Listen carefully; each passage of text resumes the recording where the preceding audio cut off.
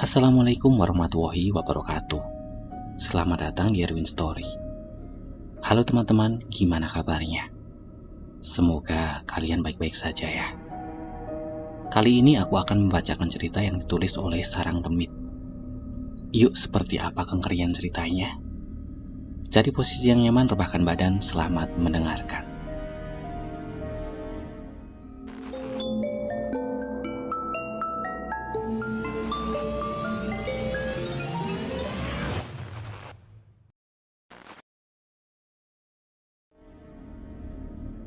Malam itu hujan turun dengan sangat deras. Angin kencang berhembus menggoyangkan pepohonan. Ini baru jam 10 malam. Tapi jalan di perumahan elit itu sudah sepi. Tak ada satupun kendaraan yang berlalu lalang. Kemudian dari kejauhan, tampak seorang lelaki membawa payung hitam. Ia berjalan dengan terburu-buru dan berhenti di depan gerbang rumah elit. Tampak tangan kiri lelaki itu menenteng sebuah boneka bayi yang sangat kotor sekali.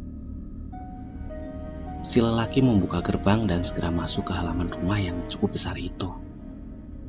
Setibanya di beranda rumah, ia meletakkan payung itu dan segera masuk. Pintu tak dikunci. Kini wajah si lelaki itu tampak jelas. Nafasnya terengah-engah. Dan dengan terburu-buru, segera dia masuk ke dalam kamar untuk menemui istrinya. "Ratih, ini bonekanya. Maafkan aku ya," ucap lelaki itu sambil memeluk tubuh istrinya yang meringkuk di pojokan kamar. Ratih meraih boneka itu dan langsung memeluknya dengan sangat erat sambil terus menangis terseduh-seduh. "Jangan buang boneka ini lagi, Mas Andri," ucap Ratih. Mas Andri pun mengangguk sambil mengelus rambut istrinya itu. Tadi sore Andri memang marah besar karena dia merasa istrinya sudah semakin aneh. Semenjak anak pertamanya meninggal karena penyakit misterius, Ratih memilih untuk mengadopsi boneka arwah. Boneka itu Ratih beli di pasar barang-barang antik. Itu adalah boneka bayi yang umurnya kisaran 1 tahunan. Ratih sangat menyayangi boneka arwahnya. Setiap hari boneka itu ia rawat layaknya anak sendiri. Semakin lama, tingkah Ratih malah semakin aneh. Wanita itu bahkan tidak memperdulikan suaminya. Setiap hari yang Ratih urus hanyalah boneka arwah. Itulah yang membuat Andri marah. Dia pun sempat membuang boneka itu ke tempat sampah agar Ratih tidak lagi mengurus boneka arwah. Tapi yang terjadi malah sebaliknya. Ratih mengamuk. Dia memecahkan barang-barang rumah dan minta agar boneka arwahnya itu dikembalikan. Ratih tak bisa dibujuk. Wanita itu bahkan sudah memegang pisau dan mengancam akan bunuh diri jika bonekanya tidak dikembalikan. Andri pun mengalah. Buru-buru dia keluar rumah dan berjalan di tengah-tengah hujan deras. Untungnya boneka itu masih ada di tempat sampah. Hanya saja sudah tertimbun oleh sampah plastik. "Aku janji tak akan membuang boneka itu lagi," ucap Andri sambil mengecup rambut istrinya itu. Wajah Ratih tampak pucat. Penampilannya tampak tak terurus. Andri khawatir kalau terus-terusan dibiarkan seperti ini, maka istrinya itu pasti jadi gila. Andri harus cari cara agar istrinya bisa melupakan boneka arwah itu. Andri membopong Ratih ke atas tempat tidur. Wanita itu masih memeluk boneka arwahnya yang sudah ia anggap sebagai anak sendiri. Ratih pernah bilang kalau di dalam boneka itu ada arwah anaknya yang sudah meninggal. Oleh sebab itu, Ratih selalu memperlakukan bonekanya seperti anak sendiri. Sementara itu, Andri membereskan barang-barang rumah yang sempat dibanting oleh Ratih. Andri dan Ratih hanya tinggal berdua di rumah sebesar itu. Tak ada pembantu di rumah itu. Beberapa bulan ini, Andri sudah 10 kali ganti pembantu. Tak ada satupun yang betah kerja di rumah Andri. Setiap kali Andri bertanya pada para pembantu itu, maka mereka pasti akan menggelengkan kepala sambil menampakkan wajah pucat. Mereka sangat ketakutan, seperti ada hal yang amat mengerikan yang mereka jumpai di rumah Andri. Lelaki itu sudah capek nyari pembantu. Akhirnya rumah tak terurus. Sementara kelakuan istrinya hanya mengurusi boneka arwah setiap hari. Andri sendiri memang merasa ada hal yang aneh pada boneka arwah itu. Ia pernah bermimpi kalau boneka arwah milik istrinya merayap di rumahnya. Wujud boneka arwah menjadi sangat mengerikan. Awalnya Andri menganggap itu hanya sebatas mimpi. Namun lama-kelamaan banyak kejadian aneh di rumah Andri. Seperti kalau tengah malam Andri mendengar suara ketukan di dapur, juga langkah kaki seorang yang mondar-mandir di rumahnya. Namun ketika Andri cek, tak ada siapa-siapa di sana.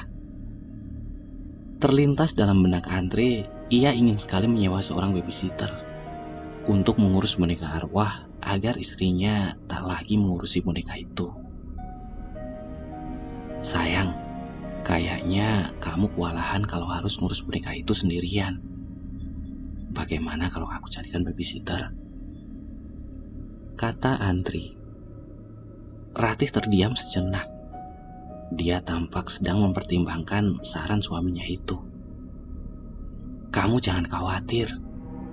Walaupun ada babysitter, kamu tetap bisa awasi boneka itu, ucap Andri. Ratih pun mengangguk. Besoknya Andri langsung mendatangi yayasan penampung tenaga kerja babysitter. Ia masuk ke dalam kantor yayasan itu. Kami punya banyak persediaan tenaga kerja babysitter. Silahkan dipilih, Pak. Ucap pemilik yayasan sambil menyodorkan sebuah buku yang berisi foto-foto tenaga kerja yang tersedia di yayasan itu. Kira-kira yang kerjanya sabar dan tekun yang mana, Pak? Tanya Andri. Sebenarnya, semua pekerja di sini punya sifat sabar dan tekun. Tapi kalau boleh saya sarankan, Bapak ambil Mayang saja. Dia sudah sangat berpengalaman jadi babysitter. Kerjanya sangat tekun dan sabar. Ucap pemilik yayasan sambil menunjuk salah satu foto di buku itu. Tampak foto seorang wanita muda yang umurnya kisaran 25 tahunan. Oke kalau gitu, saya ambil Mayang. Ucap Andri. Pemilik yayasan pun memanggil Mayang. Lalu muncullah perempuan yang parasnya cantik dan berbadan proporsional. Pemilik yayasan memperkenalkan Mayang pada Andri. Dan tak lama kemudian, setelah melakukan pembayaran, Andri langsung membawa Mayang ke rumah. Mayang sangat terkesan pada rumah Andri yang amat besar. Wanita itu pun masuk. Dia memperhatikan setiap sudut ruangan yang terkesan elit itu. Kalau boleh tahu, anak Bapak umurnya berapa ya? Tanya Mayang. Andri pun tersenyum. Dia menyuruh Mayang untuk duduk di atas sofa. Sebenarnya yang bakal kamu urus itu bukanlah anak-anak, ucap Andri. Oh, masih bayi ya, Pak? Tanya Mayang. Andri menggelengkan kepala. Jadi, apa, Pak? Boneka, ucap Andri. Mayang mengerutkan keningnya. Dia tampak kaget. Kamu jangan khawatir. Aku akan kasih kamu gaji tambahan asal kau mau mengurus boneka istriku, ucap Andri. Kemudian terdengar suara pintu yang dibuka. Dari dalam kamar muncullah Ratih yang berpenampilan kusut. Wajahnya pucat. Daster yang ia pakai juga lecek. Rambutnya acak-acakan. Ratih mengais sebuah boneka arwah yang sudah ia anggap sebagai anaknya sendiri. Ratih duduk di samping suaminya. Mayang tampak ketakutan. melihat penampilan Ratih. Namun Mayang berusaha untuk tenang. Ini istriku, dan ini boneka yang akan kau urus. Gak perlu ribet, kau cukup mengelapnya saja setiap hari dan mengganti pakaiannya, ucap Andre. Mayang terdiam sejenak. Dia pun mengangguk. Tak ada pilihan lain. Mayang harus terima pekerjaan itu. Lagi pula, sudah 2 bulan dia tinggal di asrama dan tak kunjung mendapatkan pekerjaan. Mayang butuh uang untuk membiayai keluarganya di kampung. Maklum Mayang ini adalah tulang punggung keluarganya. Ayahnya sudah lama meninggal. Dia harus menafkahi ibu dan kedua adiknya. Namun, yang Mayang khawatirkan sekarang adalah soal istrinya Andre. Dia takut kalau istrinya Andre itu adalah orang gila. Aku mau kau merawatnya dengan telaten. Anakku ini juga suka makan 3 kali sehari, ucap Ratih.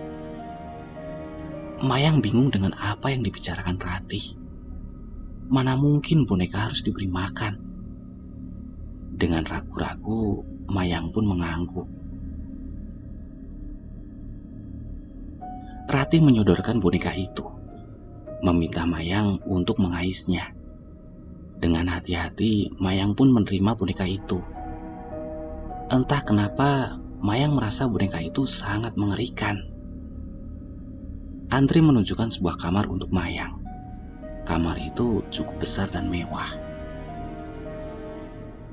Kau dan boneka itu akan tinggal di sini, ucap Andre. Baik, Pak, jawab Mayang. Andre kemudian menyodorkan beberapa lembar uang 100 ribuan. Ini uang bonus dariku, ucap Andre. Mayang pun menerima uang itu dan mengucapkan terima kasih. Kemudian Mayang masuk dalam kamar. Sekali Ratih menengok boneka itu. Ia juga sering mengaisnya. Awalnya Mayang tak mengalami kejadian aneh. Boneka itu Mayang rawat seperti bayi sungguhan. Ia harus mengganti bajunya dan bahkan popoknya. Setiap hari Mayang disuruh menyuapi boneka itu. Padahal boneka arwah tak bisa makan sama sekali. Bubur bayi selalu utuh lalu dibuang begitu saja. Di hari ke-10, Mayang mengalami kejadian yang aneh. Saat ia bangun di pagi hari, ia mendapati bercak air di lantai kamarnya. Mayang menunggak ke atas. Dia pikir ada genteng yang bocor. Tapi plafon itu tetap kering. Tidak basah sama sekali. Selama 3 hari berturut-turut, lantai kamarnya Mayang selalu basah. Entah dari mana datangnya air itu. Mayang sudah lapor pada Andre. Segera Andre memanggil tukang untuk mengecek atap rumahnya. Tapi tidak ada yang bocor sama sekali. Kemudian di hari berikutnya, Mayang mendapati bubur bayi berceceran di dalam kamarnya itu. Mayang heran, siapa yang melakukan semua ini? Karena penasaran, malamnya Mayang begadang. Ia ingin tahu ada apa sebenarnya di rumah ini. Singkat cerita, jam 1 dini hari, Mayang mulai ngantuk. Kedua matanya sendu. Namun tiba-tiba saja ia dikagetkan dengan suara gaduh yang berasal dari dapur. Itu seperti suara piring yang jatuh.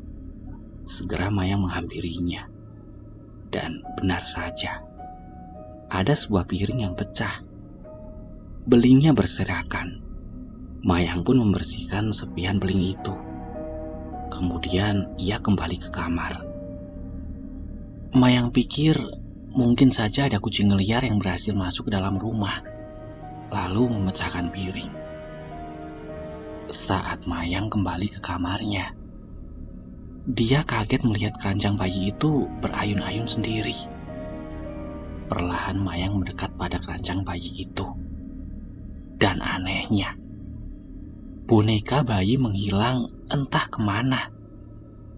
Mayang menoleh ke segala arah, tapi boneka itu tidak ada. Napas Mayang terengah-engah. Dia mulai ketakutan. Dari awal Mayang curiga, jangan-jangan boneka itu diisi oleh roh jahat. Kemudian ada air yang menetes dari plafon kamar itu.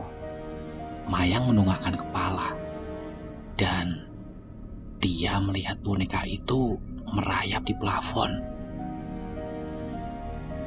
Mulut boneka itu mengeluarkan air yang menetes-netes.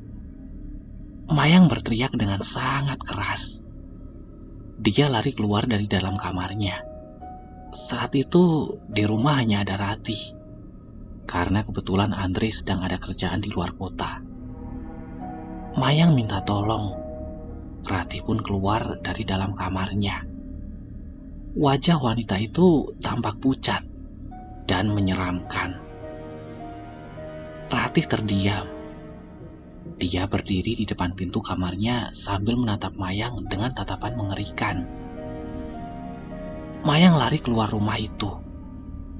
Dia kapok bekerja sebagai babysitter boneka arwah.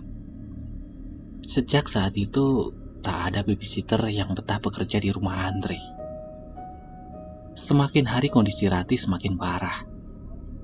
Kini ia bisa dibilang punya gangguan jiwa. Andre tak tahan lagi. Dia sudah kehabisan kesabaran. Andre pun memutuskan menceraikan Ratih. Wanita itu diantar pulang ke rumah orang tuanya. Ratih bahkan sudah tak ingat siapapun. Dia tergila-gila pada boneka arwah itu. Bisa jadi ada roh jahat yang sudah mempengaruhi Ratih. Dan cerita pun selesai.